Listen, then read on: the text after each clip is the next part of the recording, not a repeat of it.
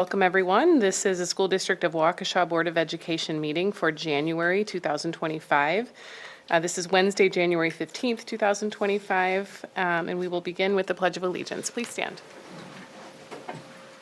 I pledge allegiance to the flag of the United States of America and to the republic for which it stands, one nation, under God, indivisible, with liberty and justice for all.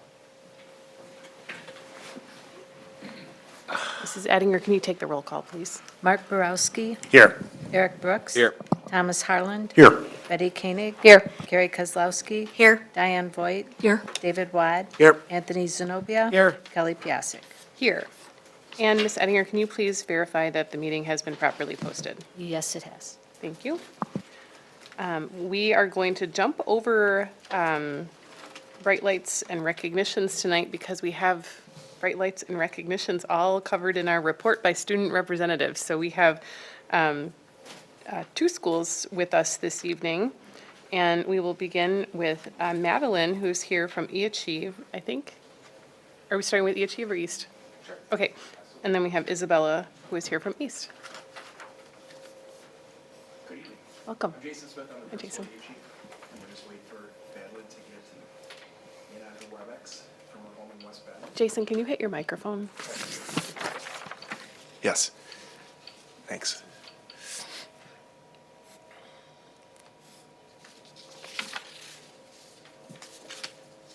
Did I force the wrong order? No, You this wanna- is just okay, fine. Okay.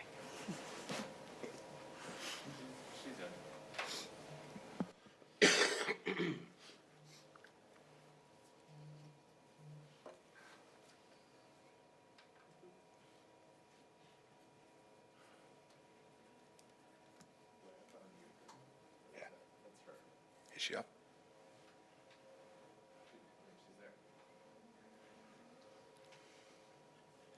She just needs to unmute herself. Okay. Madeline, can you hear us? You just need to unmute yourself when we're ready for you. Yes, I can hear all of you. Okay. This is Madeline Klausmeyer, our Board of Education representative from eAchieve. So we're going to turn it over to her. Thanks. Hello, my name is Madeline Klausmeyer. I am a 10th grade student at eAchieve Academy. This is my 4th year at eAchieve and my 5th year as a virtual learner. I live in West Bend, Wisconsin. I became a virtual learner during the pandemic and continued to thrive in the virtual environment. eAchieve has been a great experience for my family and I, giving me flexibility for volunteering, studies, and other activities. At eAchieve, I have control over my learning. I can work from anywhere at whatever time I want. There are many activities that are available for students and parents at eAchieve. Every month, students meet up and participate in activities at the Waukesha Library. In previous months, there were many outings to places like Devil's Lake State Park and Lampum Peak. There's also many clubs available for students to join, like Chess Club, Gaming Club, Student Council, and many more. eAchieve Student Council has been very busy this year with many events. We have been holding many virtual activities for everyone at eAchieve to participate in. Last month, we held a winter trivia game. In February, we will be holding a nursing home cart drive. eAchieve's Publication Club has started to work on their 3rd issue, with their last 2 being major successes with over 100 pages of content submitted. We also have many new sections like our media review and seasonal traditions sections. There's also been many things happening with eAchieve's Peer Tutoring Center. On December 11th, the Peer Tutoring Center's student leadership team and Mrs. Ronke presented at the Wisconsin State Slate Technology Conference. Many teachers continue to support me along my journey as a virtual learner, one of these teachers being Mrs. Rosenow, my Honors English 10 teacher. She always motivates me to become a better writer, student, and person. Another teacher who has allowed me to grow as a leader is Mrs. Ebling, our student council advisor. She provides guidance and support, helping me to lead the student council. eAchieve is a great option for me and many other students. A strength of eAchieve is the great staff and support I feel as a student. It's allowed me the flexibility to thrive academically and personally. Thanks to eAchieve, I've become a better student and person. Thanks, Madeline. Any questions or any follow-up for Madeline? Mr. Watt has a question. Yes. Hi, Madeline. Thank you for joining us tonight. That was a great report. Love hearing about your experiences. I guess I'm curious. So not residing in Waukesha, correct? You Correct. reside in a different part of the state. Can you share with us why you and your family chose eAchieve as opposed to the many other virtual schools that there are out there?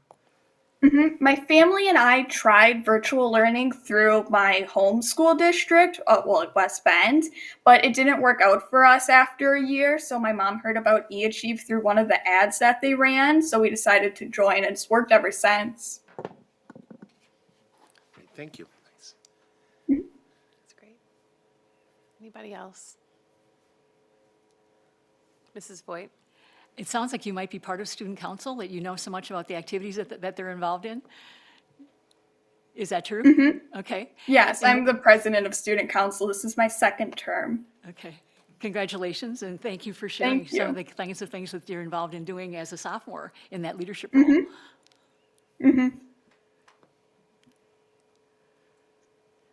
Madeline, I think one of the things that we adults all struggled with when we were trying to work virtually was just time management and prioritization. What are some strategies that you use for prioritizing what you need to get done in an environment where you have a lot more flexibility?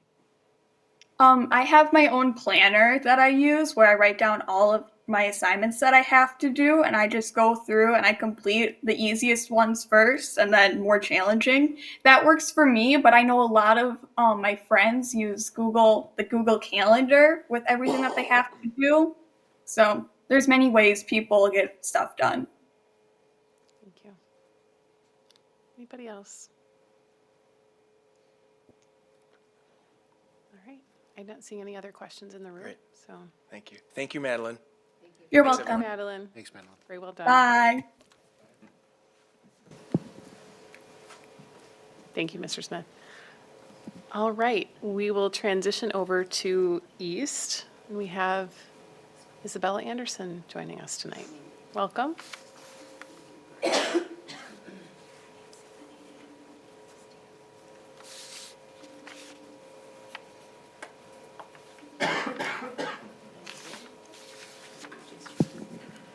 Sorry.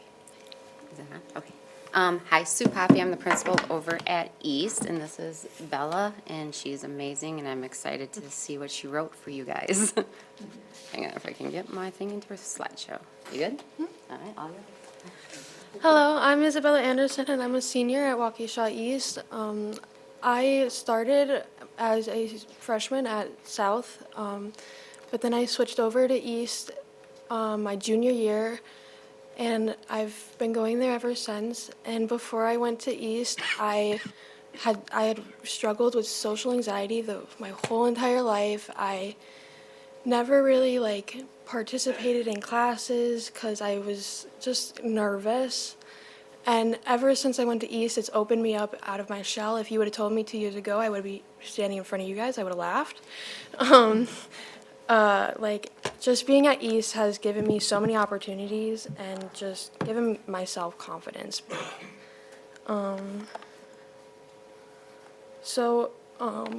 At East, we have a few different kind of programs for our high school. We have our comp program, which is for our high school students that can graduate, or at risk of graduating, but we still want them to graduate, so we do as much as we can in that program for them.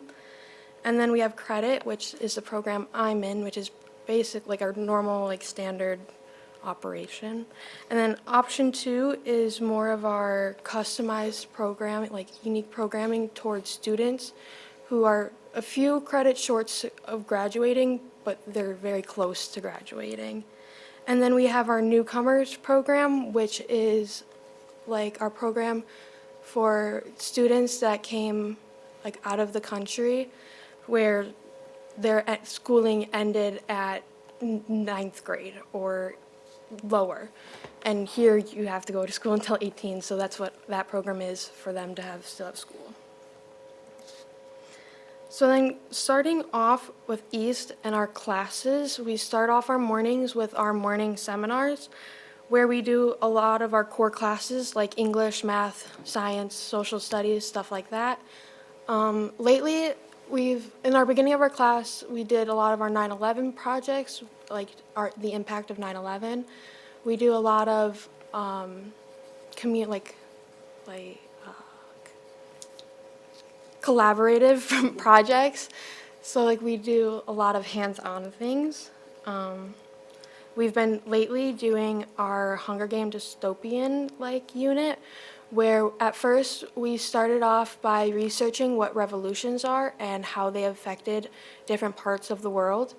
And then we started reading the Hunger Games, and then after the Hunger Games, we started creating our own models. And that's kind of more of our social studies and creative side of our learning.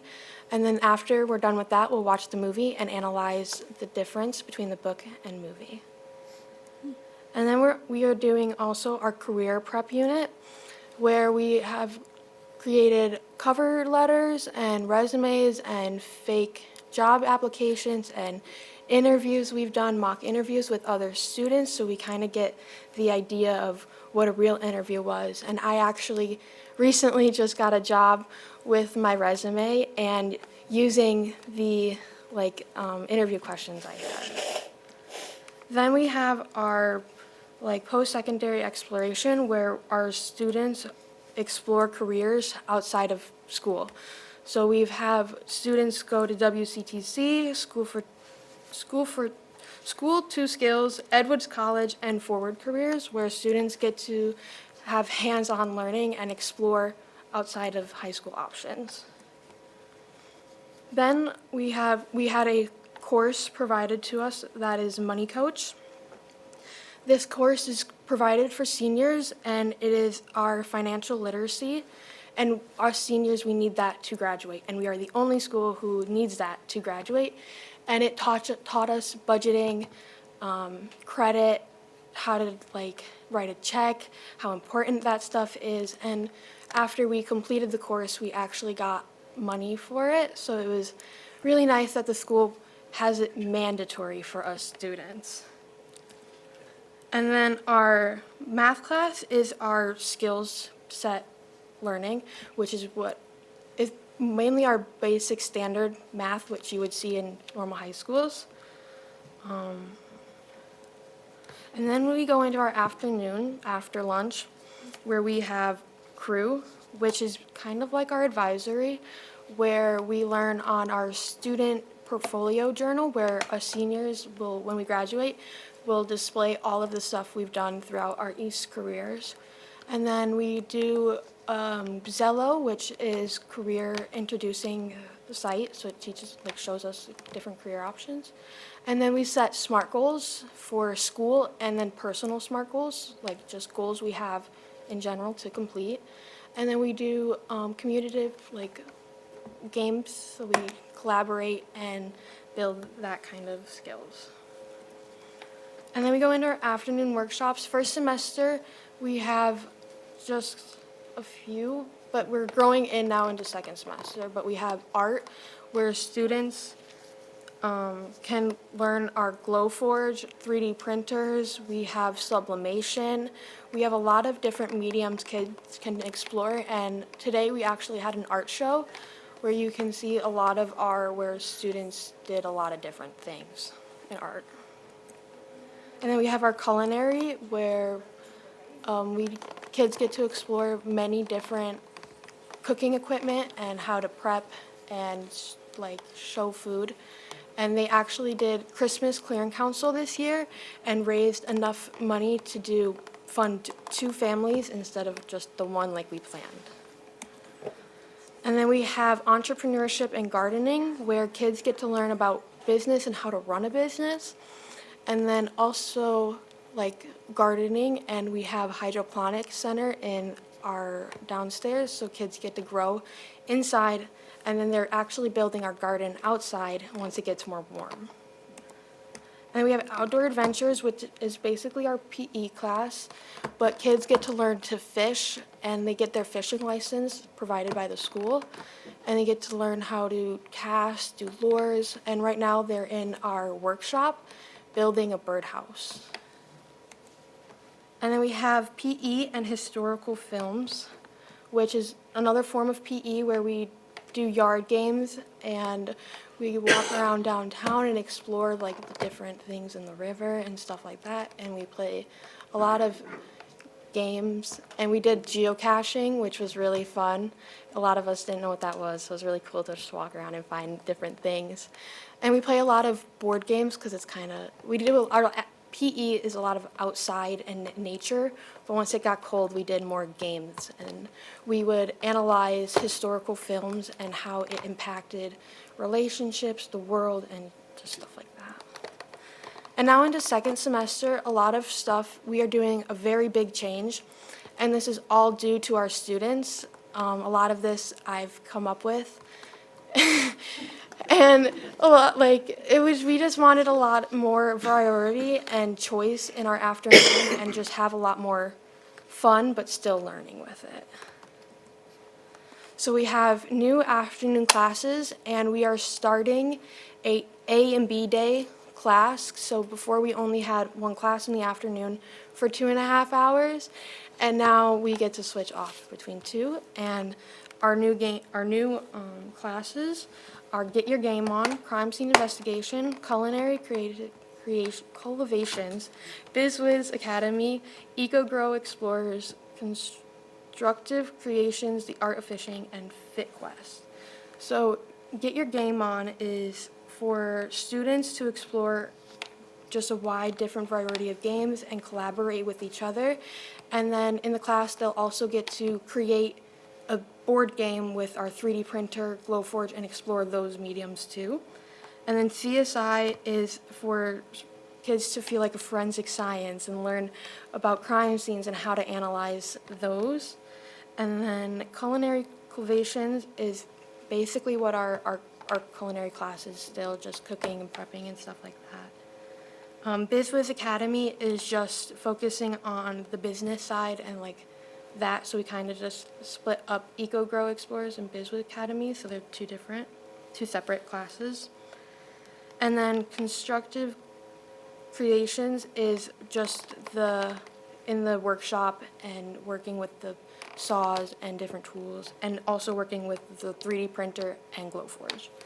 And then the Art of Fishing is fishing where kids can get their fishing license and stuff. And then FitQuest is our PE, but a more like personal, kind of mindful way of PE. And then we are now, for crew, we are adding clubs. Twice a month, students will get together and for an hour during crew to explore these, and these are run by the students. A teacher is in the room with them, but the students have full control of what is happening and what they want to talk about, what they kind of want to explore. So our clubs are book club, student advisory, which I am a part of, gaming, films and movies, yearbook photography, car enthusiasts, and outside. So to finish off this, I would like to highlight a lot of our accomplishments. We were in the Milwaukee Journal. A lot of our students were interviewed. I was interviewed just to talk about East and how East has changed us. And then we were also nationally recognized at the Aurora Conference, and we were presented nationally, and that was very big for us. I think that's it. Good job, Bella. Yeah, questions? There might be a few questions for you, Mrs. Voigt. And then Ms. Kane. You mentioned the article, and I was going to reference it as well. Yeah. The Waukesha Journal Sentinel had done it, the Journal Sentinel had done the special feature in December, 24th, I think it was. And I had realized, I had written a quote down that Bella Anderson had said, and I'm pleased to get to meet you here tonight. Thank you. One of the things I wanted to mention was a statistic that was shared in that article about the attendance improvement. that you have seen through the chart, through your school. Since 2021, the percentage was 56.8% that they quoted, and now, so far for 24-25, it's 87.7%, which is a dramatic improvement. Again, it may not be correct, but that's what the Journal Sentinel had recorded. Just an amazing improvement as far as attendance goes that I definitely noted as part of reading that article. We've noticed our classrooms getting bigger and a lot more students want to explore East. I had my brother come to East. He went to South too, but I knew when I went to East junior year that he would thrive better there, and he had his friends come with him too as well because they knew it would be a better environment for them learning. Ms. Koenig.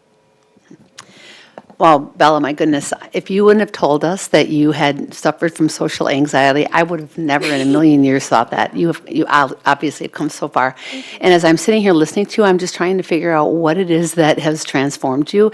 And looking at everything that you have going on there at East and a lot of the collaboration that goes on, do you think that played a significant part in helping you to just overcome that, kind of forcing you to interact? Most definitely. And I think the smaller classes really do help. And there's more teachers in our classrooms, so you just feel more heard and seen, and I felt less more judgment. Like, there's a lot of the students, if I didn't understand it, I wasn't alone. Or it just made me feel more comfortable, and I just felt more at home there. You're amazing. Thank you for sharing tonight. Thank you. Mrs. Kozlowski and then Mr. Wad. Thank you. I echo Mrs. Koenig. You're a remarkable speaker. It was very enjoyable to listen to you. And I'm thinking, wow, all of the things that you shared and presented. I mean, quite honestly, I think I would like to come to East for quite a while because there's so many great things I know, that I'm are so going. sad to be leaving. And all of it, and look at how far you're coming and where you're going. But the one thing we don't know, so what are your next steps? So what are you thinking for your goals that you want to do next? So actually, my goals have been set for a while, but coming to East has changed them and opened me up and showed me more of what I can do.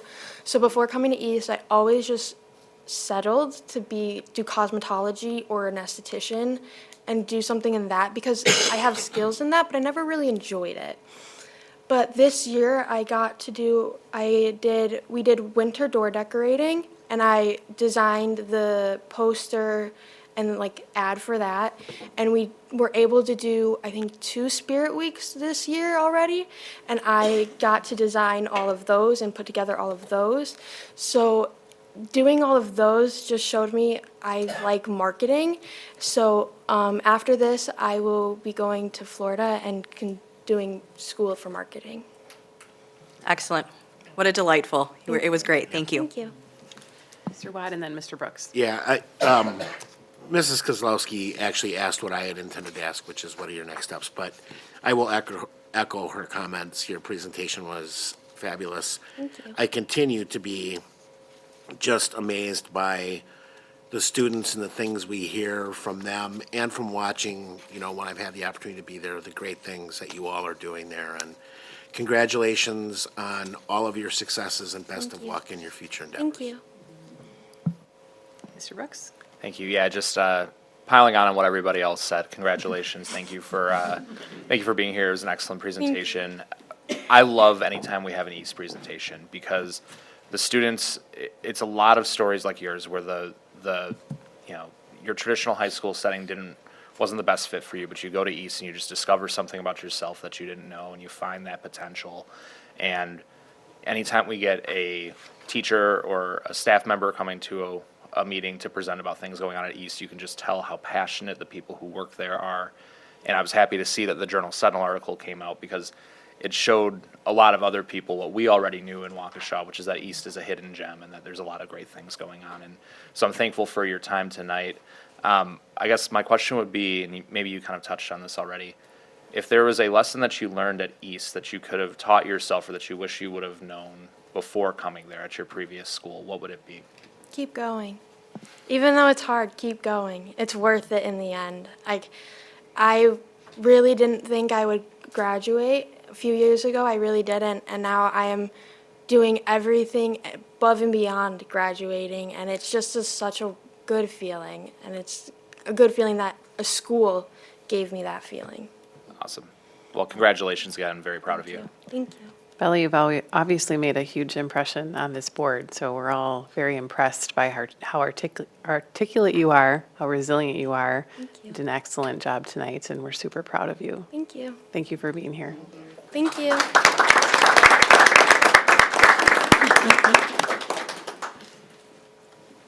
right.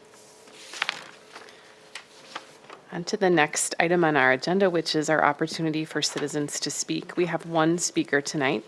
Because there are 6 or less speakers, our speaker will be notified at 3 minutes, but will be allowed up to 5 minutes to complete their comments.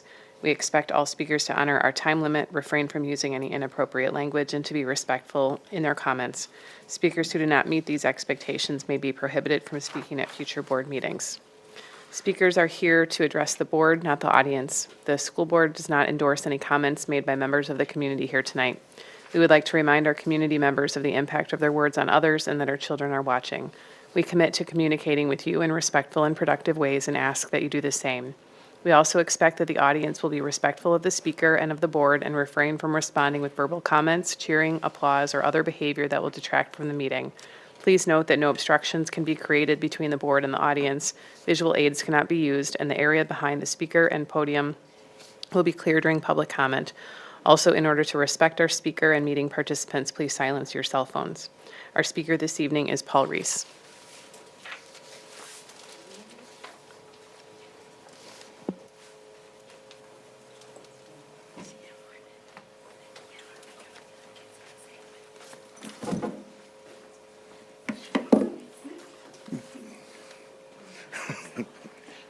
Thanks for having us. Okay, Mr. Reese. Good evening. The reason I'm decided to speak tonight is, as many of you are well aware of, that the federal court overturned the Biden administration's Title IX changes. Now, normally that's a win and you just sit down, right? But just, yay, we win. That's a win. We've had quite a few of them lately. That's a good one. But this summer I was here and I learned that even though it's not in any of our the rules, our policies, that they're tracking, that Butler Middle School is tracking the sexual behavior of our kids and what their preferences are and who their partners are and what's going on. And that's not in our policies. So the reason I'm talking about this is because we need to look at our policies to these matters and spell out clearly what the consequences for doing these things are. For going into a girl's bathroom, if a boy walks into a girl's bathroom, what is the consequence for that? That it's not going to be ambiguous, that you don't get to choose if you're a principal at this school what the consequences are. That it's going to be well laid out that what's going to happen here. That we don't put up with this. That we don't support mental illness in this district. That this is not something that we support. And it should be spelled out that this is not something that's done. Another thing is, there are people in this district that support this mental illness and have been promoting it as being okay for boys to call themselves girls. They are not. Under no circumstance is a boy a girl. It cannot happen.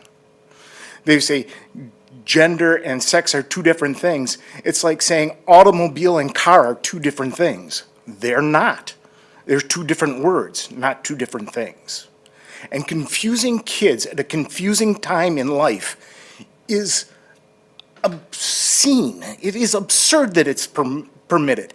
That when a kid is going through the most confusing time in this life, we have employees that do more to confuse them and to destroy their lives. It's bad enough that there are parents who destroy kids' lives. We don't have to be a part of it. And it shouldn't be. It should not be. It is outright obscene that this kind of things happens to kids. And that there are people, adults, who ought to know better that support this. There there are some people who want to confuse things and say, well, there's something called a hermaphrodite, and therefore there are things that aren't drawn out. That is one thing, that is never by choice. That is nothing that happens by choice. No one chooses that. It's an affliction. And it's not just that, it's a birth 2 defect. minutes. It's something that happens to someone. It's like a child being born without an arm. It's not, makes them any less human, nor does being a hermaphrodite make you any less male. It is a male defect. It's on the Y chromosome that this takes place. So to say that there is such a thing as someone that's not anything is to say that someone who's born without an arm is not anything. There's something. It just isn't as clear cut. And we as human beings always want to see things clear cut. We want answers to everything. And sometimes there's just not good ones. And sometimes they're just, they are what they are. They're a shame. But to use that as an excuse to butcher children is absurd. And it is an obscenity to mankind and to the senses, it should be to the senses of good people. So thank you. Thank you. All right, we are moving into our next item, which is the minute approval. We have 3 sets of minutes for your consideration, those from the December 11th regular board meeting and executive session, and the January 6th executive session expulsion panel.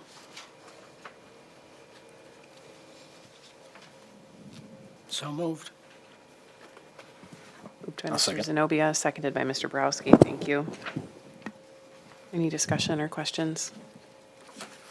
Okay, Mrs. Ettinger, would you take the roll call, please? Betty Koenig? Aye. Mark Borowski? Aye. Eric Brooks? Aye. David Wad? Aye. Anthony Zenobia? Aye. Thomas Harland? Aye. Carrie Kozlowski? Aye. Diane Voigt? Aye. Kelly Piasek? Aye, passes 9-0. All right, next up is our WEF report, so I'll turn it over to Mrs. Koenig. Okay, thank you, Madam President. The Waukesha Education Foundation Board of Directors met on January 2nd, 2025. We started the new year with our 4 new board members. The WEF welcomes Elizabeth, or Liz Cliff, Wendy Liska, Elizabeth, or Libby Mueller, and Paula Nice. We also voted in our new officers. Janica Sabatnik will be our board president. Kelly Savakul will be our vice president. Manisha Napki will remain as secretary, and Paula Nice will be serving as our new treasurer.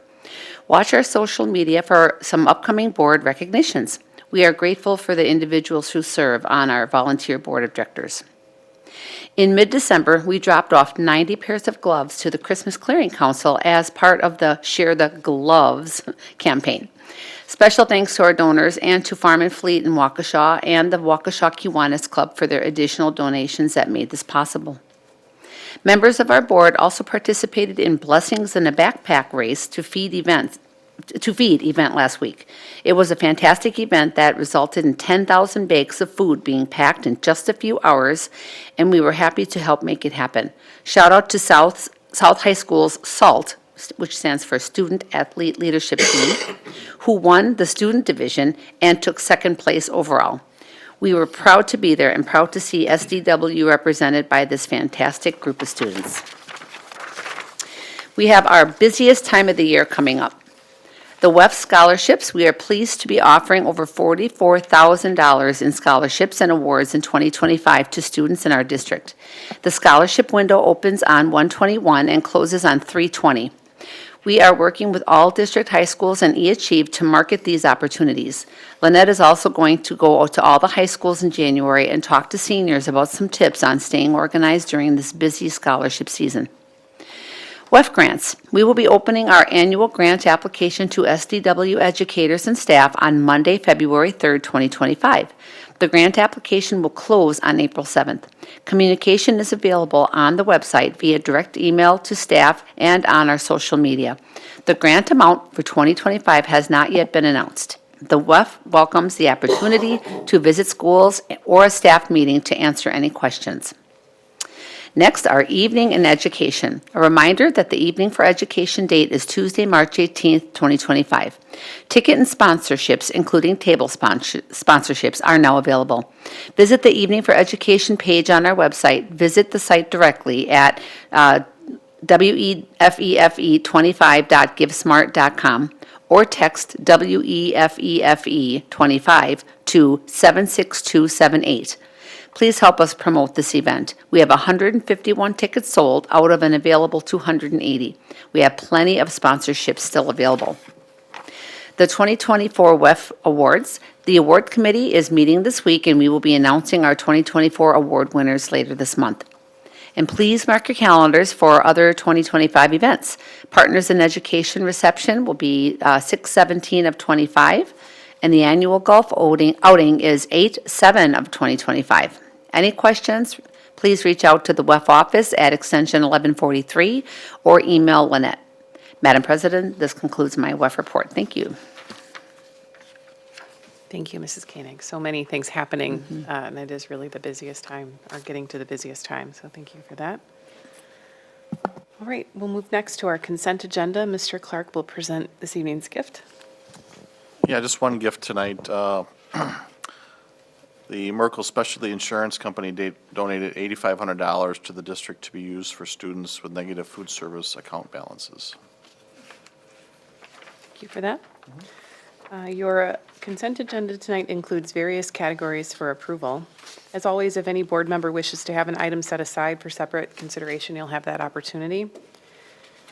Included in the agenda tonight are the decisions of the expulsion panel, which met on January 6th, 2025. A confidential communication regarding the details of the expulsions was in your Friday packet, along with the minutes included under item 1H. If any board member wishes to discuss this item, we have scheduled an executive session at the close of regular meeting. Approval of the consent agenda confirms full board agreement with the expulsion panel's action. Also included in the consent agenda this evening are policies 9121, cable channel, policy 4162, controlled substance and alcohol policy for employees that transport students, rescinded. Policy 8601, controlled substance and alcohol policy for employees that transport students, renumbered and a technical correction. Policy 3216, professional staff dress and appearance, and policy 4216, support staff dress and appearance. Policy 9120, public information, was removed from the consent agenda as no action was taken at the committee level. If any board member wishes to have an item set aside for separate consideration, please indicate so at this time. I'd like to remove policy 3216 and policy 4216 for discussion later. Okay, those are from the HR agenda, so Mr. Borowski, we can add those back to your committee report. Thank you. Okay, Mr. Borowski, will you please present the amended consent agenda for approval? Yes, thank you, Mr. President. Earlier this evening, the Human Resource and Compensation Committee approved 4 retirements, 2 resignations, 2 leaves of absence, and 1 new contract. The information was provided in your packet, and I move that the consent agenda be approved as amended. Second. Thank you. Any additional questions? All right, Mrs. Ettinger, would you take the roll call, please? Carrie Kozlowski. Aye. David Wad. Aye. Betty Koenig. Aye. Eric Brooks. Aye. Diane Voigt. Aye. Mark Borowski. Aye. Anthony Zenobia. Aye. Thomas Harlan. Aye. Kelly Piasek. Aye, passes 9-0. All right, we'll move into the superintendent's report. Dr. Siebert. All right, thank you, Dr. Piasek. First tonight, we'll begin with the monthly overnight field trip report given by Deputy Superintendent Gunnerman. Good evening. We have just a few recently approved overnight field trips to report. One for Butler School, that is the trip to DC. So that is not for until 2026, so June of 26, which will be here before you know it. We also have some for this year. North for a hockey road trip in Michigan. That's in January 10th through the 12th. South boys swimming. January 17th, West, the academic decathlon, that's a state competition in Green Bay in March. Another one for West gymnastics in March, and West model UN in March 20th. All right, thank you, Ms. Gunnerman. Interestingly enough, we're going to reach the end of the first semester this week on Friday, which means we've reached the midway point of the 24-25 school year. And I just wanted to take a moment to thank our kids, families, teachers, staff, administration, and overall community for their work in making it a great first semester. And we certainly are set up for a very promising and optimistic second semester as well. And then following the end of the first semester, and in collaboration with the annual City of Waukesha Jamboree, the Waukesha North High School 50th anniversary celebration will be held at North this Saturday, January 18th. There'll be an open house from 1 to 3 p.m. There'll be a cake cutting at 2 p.m., and then there will be a formal program at 3 p.m. in the field house. And I also wanted to recognize our own very own Mrs. Boyd, who is a longtime teacher at North and is part of the 50th Anniversary Planning Committee. Certainly, is there anything you'd like to add on that event, Mrs. Boyd? Just one thing. Last time when North was here, I mentioned that the publication of the Jamboree program said that it was going to be held on Friday. Today's Freeman listed that on the front page, that it's happening on Friday. I just definitely want to clear the record that this is final exam week at North High School. They are not ready to have an open house on Friday afternoon. It is definitely scheduled and will occur on Saturday from 1 to 4. Thank you, Mrs. Voigt. Yes, that has been a point of confusion. It is Saturday. If someone were to come on Friday afternoon, you would see finals, which would not be all that engaging, right? So we'd advise everybody to come on Saturday afternoon. So thank you for that, Mrs. Voigt, and thank you, Dr. Piasek. That concludes my report.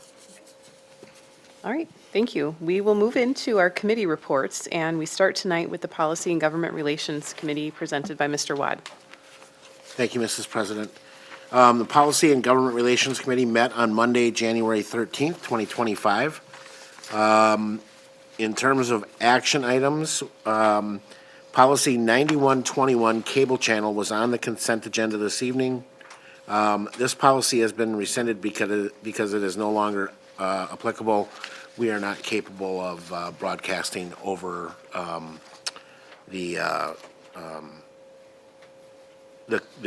through cable. So we are removing that as it's no longer possible. Policy 9120, Public Information Program, was removed from the consent agenda for this evening as no action was taken at committee.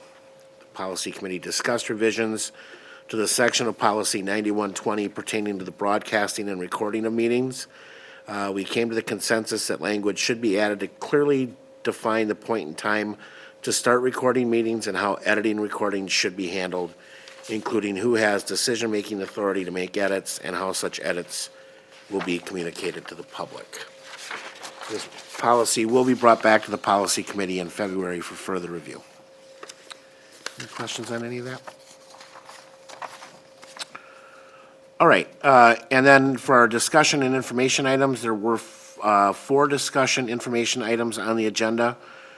First, we did an overview of the Neola Update, Volume 34, Number 1, which came out in December of 2024. The administration will be distributing policies from the December 2024 Neola Update, Volume 34, Number 1, to the appropriate committees. A list of the policies and committee assignments is included in your packet, along with a summary of the suggested revisions, and includes 7 policies to go to Policy and Government Relations, 6 policies to Teaching and Learning, 2 policies to Human Resources, 7 policies to Student Services, and 10 policies to Finance and Facilities. Any questions? Comments? Okay. Next, Policy 0512 regarding board officers. A technical correction was made to Policy 0152 officers to add statutory references to 3 statutes. An additional technical correction for Policy 0164 was also discussed. This was a technical correction made to 0164 meetings to clarify the process for setting or changing the date, time, or place of regular board meetings consistent with state statute. So those were our technical corrections this month. All right, finally, Dr. Siebert provided a state budget update. Governor Evers will make his budget address to the state on February 18th. Areas of focus will likely include special education funding, K-12 funding, as well as academic standards and test scoring. As in the past, the administration will begin compiling a list of legislative priorities to share with legislators. Our committee will dive deeper into these topics at our March 10th policy meeting. The next Policy and Government Relations meeting will be on Monday, February 20th, 2025 at 7 p.m. right here in the boardroom of the Blair Administration Building. Mrs. President, this concludes my report. Thank you, Mr. Webb. All right, our next committee is Finance and Facilities, presented by Mrs. Kozlowski.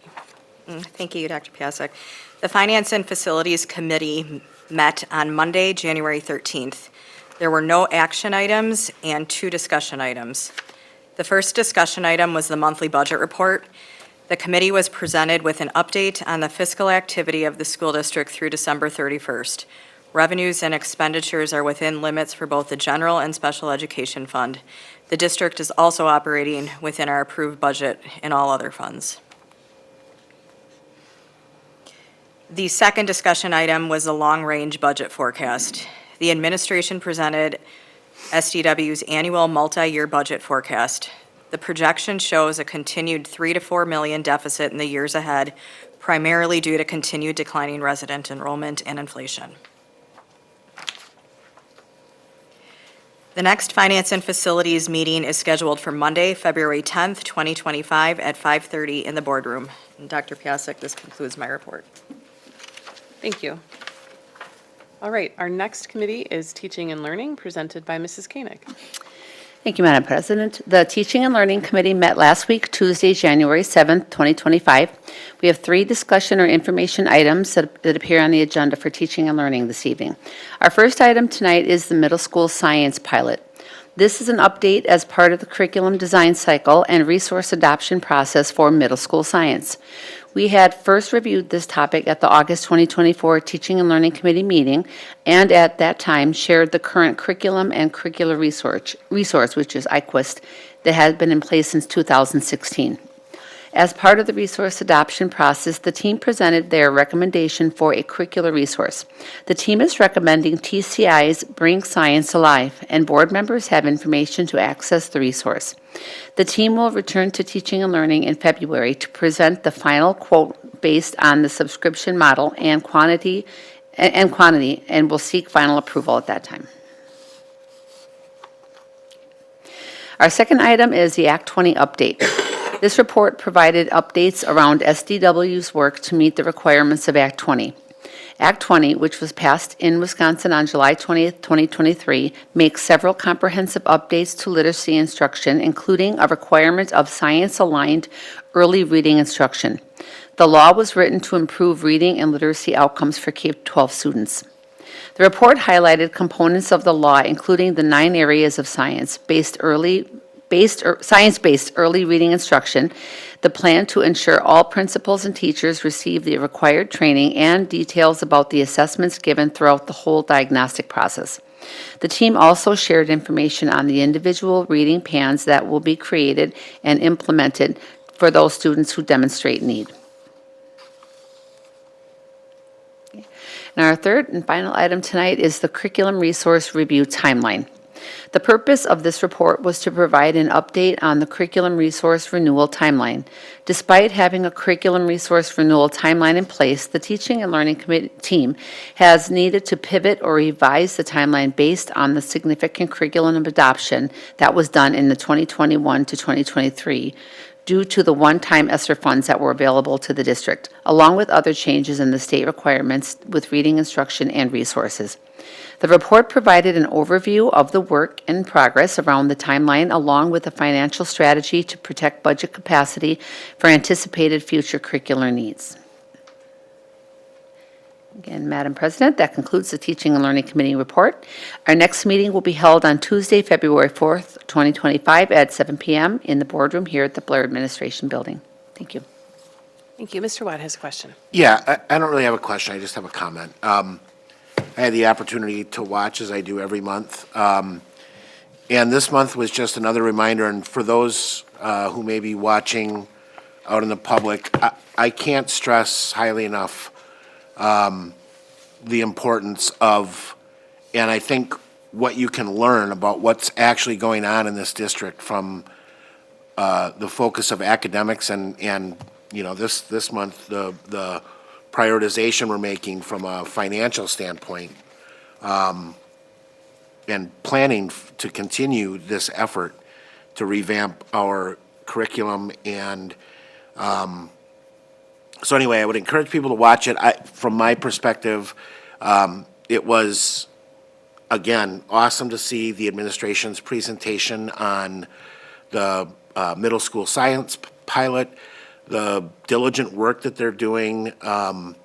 It's being carefully executed. We're getting great feedback from both our staff and our students, and it's just another demonstration of every month we are focused on ensuring that we have the best curriculum that we can find.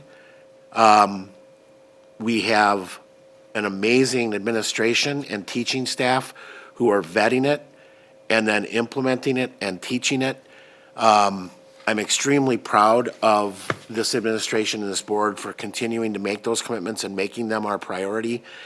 And I think the other piece that was really important this month was just seeing how, now that we have this momentum started and we now have much of the curriculum revamped, we're putting together a plan to ensure that we can continue to provide that, to budget for it, and further dedicate ourselves to managing the finances of our taxpayers properly and wisely and focused on continuing to drive the great educational outcomes that we all hope for and believe these will deliver.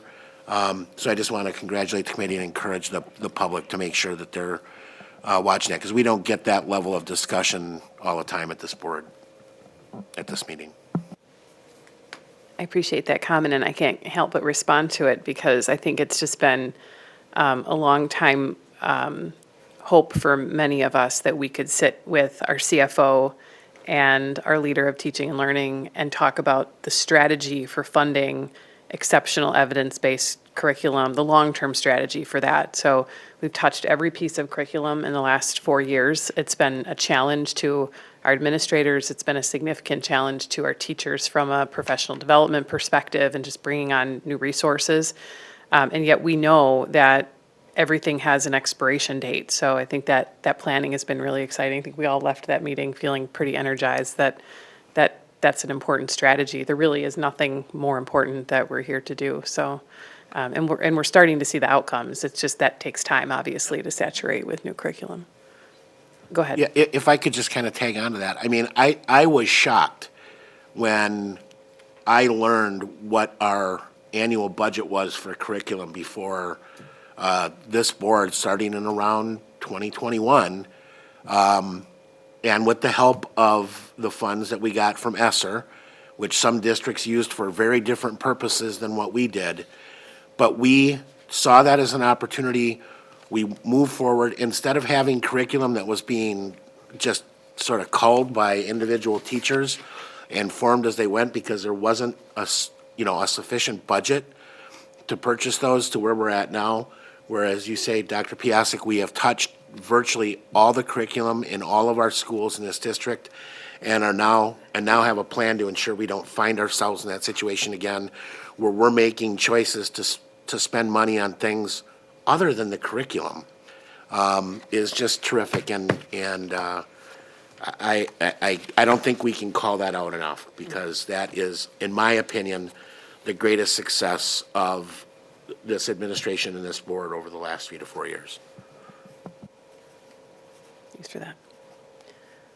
All right, anything else? Okay. Moving on to our Student Services Committee, which is presented by Mr. Zenobia. Thank you, Dr. Piasek. The Student Services Committee met here on January 7th. There was an action item and an information item. The first action item was regarding the open enrollment projections. During the 2017-18 school year, the Board of Education requested that open enrollment projections go through a committee before getting board approval. Historically, that was the Finance and Facilities Committee that did that, and had since been moved to the Student Services Committee, where we had an update on our practices regarding those topics, or that topic.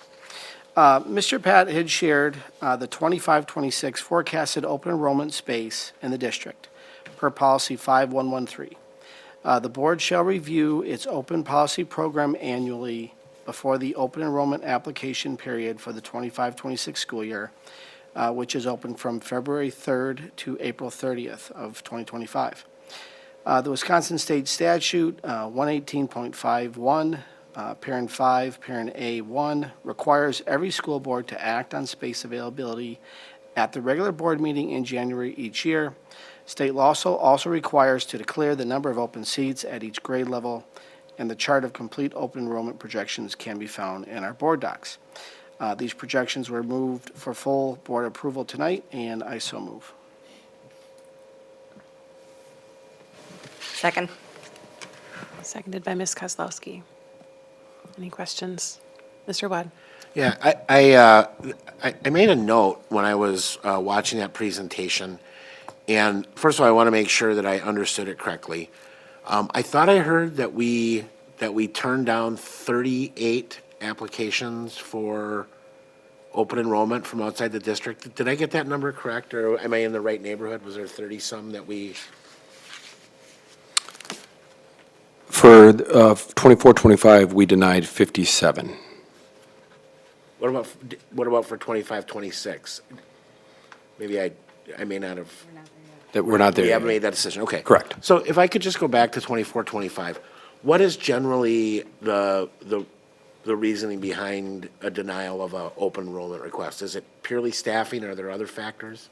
There's other factors that can be at play. There could be a student who comes to us open enrolled that has something, maybe behaviorally or from the other district that we might have a concern might not be a fit for our district. So all those records come to us that we have to consider to have that student come to us in that manner. So. Okay, thank you. Anything else? Okay, was moved and seconded. So Ms. Settinger, would you take the roll call, please? Anthony Zenobia. Aye. Eric Brooks. Aye. Carrie Kozlowski. Aye. Thomas Harland. Aye. Mark Borowski. Aye. Diane Voigt. Aye. Betty Koenig. Aye. David Wad. Aye. Kelly Piasek. Aye, passes 9-0. Back to you. All right. Our discussion item was on our behavioral data update. Again, Mr. Pat, our Assistant Superintendent of Student Services, presented district-wide behavior data from our nearly complete first semester of this year to focus on the referral numbers from first semester of last year. Overall, a majority of these referral categories were trending downward. Also down are the number of pre-expulsions and out-of-school suspensions. Mr. Patton mentioned that schools focus on student behavior and their strategic action plans and have put some proactive processes in place, such as PBIS, to engage with students better and look to decrease behaviors. These behaviors then are a contributing factor to this data. The work aligns with Student Services KPI of increasing student engagement as when behavior referrals are down, and indicates that students are more engaged in their classes and in their academics. The district-wide data shows a marked increase in referrals for middle school students through 7th grade, but also shows a decline as students progress through the grade levels and our high school seniors are referred at the lowest rate. A continued focus on building relationships and partnerships between our schools and home will create a more positive, supportive learning environment for all students. And that concludes my report for this evening. Student Services will meet again here on Tuesday, February 4th at 6 p.m. Thank you. Thank you, Mr. Zenobia. All right, so we will move on to Human Resources and Compensation, which we have two policies reassigned from consent. Yes, Mr. President, thank you. Earlier this evening, the HR and Compensation Committee met, and there was one action item on the agenda, which was the approval of policies 3216 and 4216 as presented in board docs. Those are the ones that were just pulled from the consent agenda earlier this evening.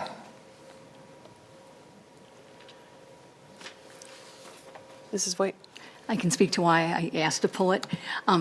When a policy is discussed as important as the dress code for our professional and support staff, literally a half hour before this meeting begins.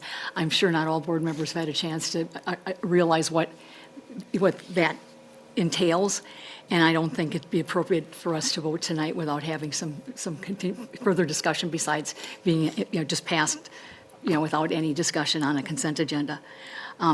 One of the things I had brought this particular review forward from technical corrections that had occurred last fall. I believe that we could delete 2 paragraphs from our dress code and make it less controversial and less a potential violation of our First Amendment rights. My recommendation, which was not considered or not approved at the discussion at the earlier HR committee meeting, is to delete paragraphs 3 and 4 of both of the policies. In an attempt, in what is mentioned in paragraph 2, to define disruptive, controversial, inappropriate types of items. There are 2 paragraphs that are trying to define what those situations might be, rather than letting it up to the principal or supervisor to determine what is disruptive or controversial or inappropriate. And in that attempt, I'm afraid that we've eliminated the use of symbols, the use of lanyards, the use of pins and buttons that would give a staff person a chance to be able to communicate symbolically, which is a First Amendment right. I just want to ask, is there any member of the board that feels they didn't have enough time to contemplate the changes, the eight words that were changed to the dress code policy tonight? Okay, I'm not seeing that as a concern. And I believe we had passed this policy and received a legal opinion on the state of the policy when we passed it. And has there anything that's changed in the law that has changed our perspective on this policy? If I recall, the reason it was brought forward was because when we made the technical corrections, Mrs. Voigt had asked that we reconsider it. So there was no necessity of changes that were brought forward beyond the technical corrections to begin with. I think it went through policy and then it came back to HR, correct? Yeah, other than there were recommended changes last month's HR committee, primarily from Mr. Wad, and those were the ones that were in the board packet, the several words or whatever you had indicated. So just that since last month. I had also asked Ms. Thede to go back to our attorneys to look at the document, to again, look at it in the eyes of, the concern for free speech, and the attorneys were okay with the policy. The first time it was approved, they were okay again. So, I do feel that is a strong statement, and I mean, they're paid staff for a reason, the attorneys to look at it. So, yeah, I guess I'll leave it at that for now. Mr. Wad? Yes, I would move to approve policies 3216 and 4216, professional staff dress and appearance, and support staff dress and appearance as presented and passed by the committee. Second. Any questions or comments? I actually have one, because I disagree with one of the changes that was made. First of all, I disagree with the way that this was brought back, but I do feel that every board member has the right to have their concerns contemplated. I do agree that it's fine to remove the word COVID, especially because we wrote it with lowercase, like it's a word and not an acronym, so that was an error. And so that's fine. That's actually something that's changed that we can update. I have a huge problem with cloth masks, and I think that is in the policy for a reason. I advocated for that when we approved this policy the first time around, and here's my position on that. I think that teachers have a right to protect themselves or to wear a mask if they need one for a personal medical reason or for personal protective equipment, so for PPE purposes. And when we had a lot of cloth masks going on, we had shortages of PPE and disposable masks. I think that doesn't exist anymore. And I think if someone were to wear a cloth mask, certainly if I were required to wear a mask, I wouldn't want to wear one that I had to wash in the washing machine. I think it's much better to pull a sterile one out of a clean package and then throw it away at the end of the day. And I think we're trying to keep our students safe as well. And so having cloth masks where we're relying on staff members to wash them at home is just, to me, an unnecessary thing when we have an abundance of clean, sterile ones that, you know, if they work at all, are likely to work better than a cloth mask. So I don't necessarily agree with that change. And I'm probably going to support it because I just think that this is an unnecessary round of revisions that we need to spend time on, knowing that we've had multiple legal opinions on this policy. But I'm going to make an attempt right now just to propose an amendment where we are only removing the 2 instances of COVID and keeping everything else the same. So I like to move to amend the proposed changes to only strike the words COVID in those 2 instances.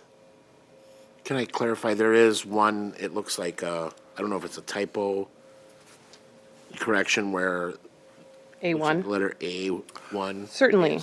I'll throw that in. So the 2 instances of COVID and the A1 to be changed to 1. I'll second that amendment. So to clarify, we're keeping the word one, that was a change. And then We would keep and be non-cloth masks such as disposable mask N95, KN95, or. we're keeping that. So just striking the words COVID.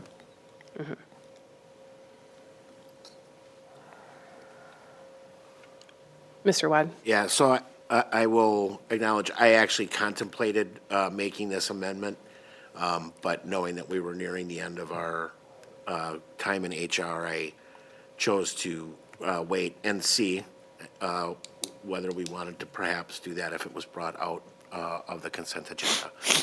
My recollection of everything I've read is that cloth masks have been deemed not just to be effective, but actually a health risk for many of the reasons that I think you highlighted, Dr. Piasek. So even though it came out of committee in the form it did, I completely support this amendment and intend to vote for it. Can't believe it's 2025 and we're having a mask conversation at a school board meeting, but are there any other comments or questions? So we'd be right now moving to vote on the amendments that Mr. Wad and I just discussed. And so an aye vote would say that you agree with just striking the words COVID and changing the word A1 to 1. A no vote would mean that you are satisfied with the changes as proposed from the committee. Is that okay? Makes sense to everybody? Okay, Mrs. Ettinger, would you take the roll call, please? David Wad, Aye. Thomas Harlan. Aye. Diane Voigt, No. Mark Borowski, Aye. Betty Koenig. Aye. Anthony Zenobia. Aye. Eric Brooks. Aye. Carrie Kozlowski. Aye. Kelly Piasek. Aye. Passes 8-1, and so we are back to a live motion for the changes. Let's see, so we amended the motion. I lost track of where we were. Back to the policy. Yep. As amended. As amended, thank you. So would there be any further discussion on that? All right, Mrs. Ettinger, would you take the roll call, please? Thomas Harlan. Aye. Diane Voigt, No. Betty Koenig. Aye. Anthony Zenobia. Aye. David Wad. Aye. Carrie Kozlowski. Aye. Mark Borowski. Aye. Eric Brooks. Aye. Kelly Piasek. Aye, passes 8-1. Now we have the similar business of, Yes, so yes. we had no discussion items on the agenda. Our next meeting is February 12th at 6 PM. And Mrs. President, that concludes my report. Did we have both 3216 and 4216 in that motion? I had moved. Yes. Yes. Okay. Yeah. All right, thank you, Mr. Borowski. Thank you. All right, moving to other business. Are there any recommendations for future board or committee action or discussion items? Mrs. Voigt? I'd like to propose a bright lights item. Actually, Ms. Koenig referenced it in her presentation earlier when we were attending the Blessings in a Backpack fundraiser. I had several people say, really, we should bring this out at a school board meeting. I think the South advisor would like to be recognized for taking the championship role in that fundraising event. And just to explain a little bit about the services that Blessings in a Backpack does provide to the district. I'm happy to take that up for consideration and where the right time and place is for that. Okay, thank you. We do need to adjourn to executive session for this evening for discussion, but we will not be returning, so we would be looking for someone to read item C. Mr. Borowski. Yes, thank you, Mr. President. I move to adjourn to executive session pursuant to Wisconsin statutes 19.85, parent 1, parent E, for deliberating or negotiating the purchase of public properties, the investing of public funds, or conducting other specified public business whenever competitive or bargaining reasons required a closed session, a sale of district property. Thank you. Just a point of clarification, we may need to amend that motion. Are we also in need of discussion around possible action on the expulsion panel recommendations? No, that was approved in We're not. consent. That's improved, so, okay. Yeah, I correct. saw it in the agenda, I just want to make sure if that was going to be discussed, It's left there as an option if anybody wants to I pull an see. expulsion out of the consent agenda, so we just skipped over it. Okay, thank you. Yeah, thank you. Okay, so it was moved. Second. Thank you. Seconded by Mr. Harland. Anything else? All right, Mrs. Ettinger, would you take the roll call, please? Diane Voigt, Aye. Betty Koenig. Aye. Mark Borowski. Aye. Carrie Kozlowski. Aye. Eric Brooks. Aye. David Wad. Aye. Thomas Harlan. Aye. Anthony Zenobia. Aye. Kelly Piasek. Aye. Passes 9-0, so we are adjourning to executive session. That concludes our regular business for tonight. Our next meeting will be here in the boardroom on Wednesday, February 12th at 6:30 PM. Good night.